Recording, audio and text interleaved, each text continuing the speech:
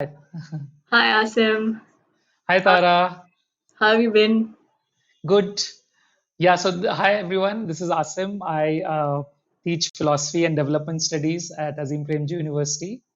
And Tara, Yes, and I am a second year student right now, and I'm doing the combined humanities course in history, literature, and philosophy.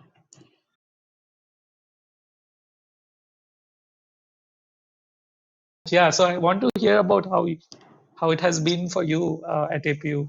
I think APU did like similar things. I mean, it's a running joke within like the college that only even if you weren't academically inclined in school, the minute you got to APU, you sort of became academically inclined, and you're just thinking to yourself, how did this happen to me? I mean, I wasn't like this, but I enjoy doing work these days.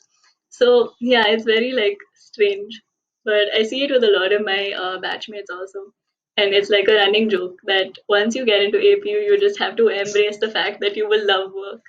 And I don't know if that's just something about the course or something about us, but I guess it's like both things together.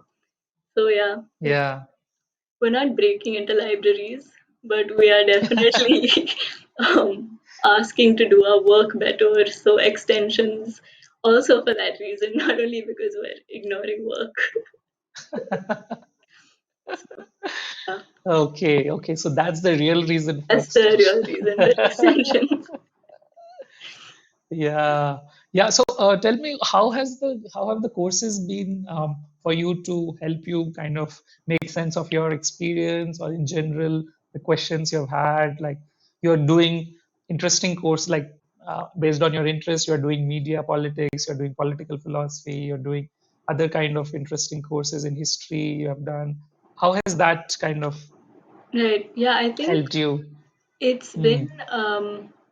it's put a lot of basics in place, at least in the first 3 semesters now. I mean, this is a term, but yeah, if you look at it, it's 3 semesters. And I think especially a lot of things that sort of helped were the common curriculum courses, for example, especially in the first 2 semesters, because it put everyone on like a similar level of understanding in terms of like basic concepts, not academic concepts necessarily, but also like things that you have to understand when you're sort of living together with people who are different than you, who come from sort of Hmm. different places and that kind of stuff. And I think UI especially really helped in that, and I'm really glad for it. But even in terms of academics, I think again, a lot of us, and I think that's one of the good things about APU, which is it lets you do a major even if you haven't studied it in school, right? So Hmm. yeah, I think the grounding courses are really like efficient in doing that. And although if you've had experience in certain subjects, you might not find it very challenging. I don't see that as a problem, especially in the first couple of semesters, because it also allows the others around you to learn at a comfortable pace, and I think that's more important than always sort of Hmm. wanting some challenge, because then everybody eventually gets to a point where you can have much more fruitful discussions because it's not just some people talking in class. And I see that change Right. happening. A lot more people are Hmm. talking during like lectures, seminars, asking questions than they were in, say, the first semester. And so I think, yeah, I see that also the courses kind of connect with each other. So if you're doing like, Hmm.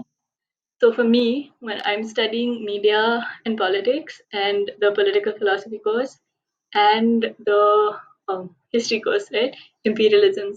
So at some levels, or some of these timelines meet when you talk about like capitalism, print, and then you talk about like come back to sort of more recent history, which is post-independence, and look at say Hmm. we just did the Dravidian movement, and then uh, cinema, and then that again correlates to what we did in media class.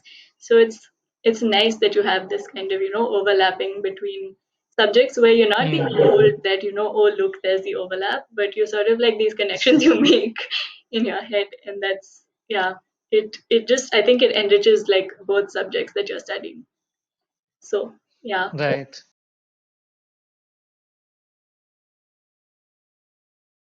And so you are doing a combined humanities program, but can you tell about your own journey.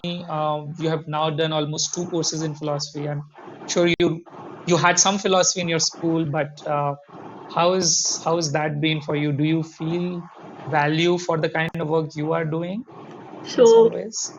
philosophy in school, I guess it wasn't philosophy per se. I mean, a lot of things that we engage with in the Paul course, especially is things that came up in class, like diversity and how do you deal with, caste and those kind of questions. But it was still at a very um, current affairs level of engagement and not Hmm. Hmm. too deep, because it was also a pretty like homogenous group of kids that I went to school with.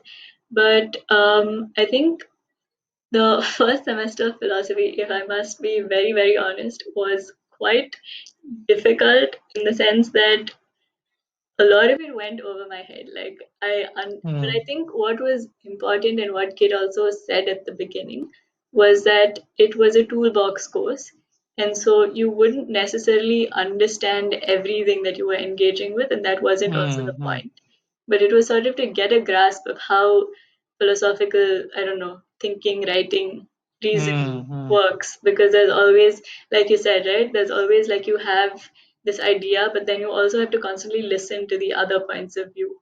And so I guess in that sense, philosophy has really been sort of helping with my understanding of the other point of view, because I Hmm. know that this is an accusation that has been thrown at me in school, especially, where I am very sort of like, I know what I believe in and I will try and prove my point.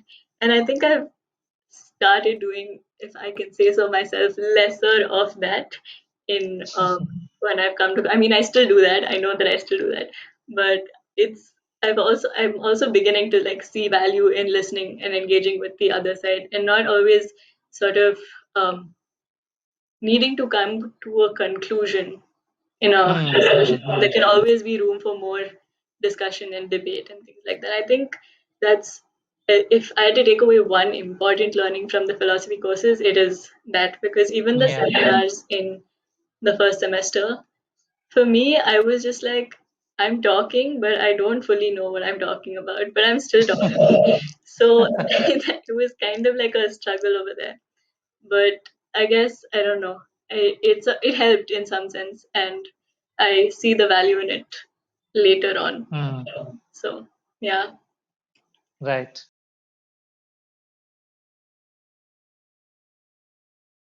And you are planning to do honors research now. So yeah.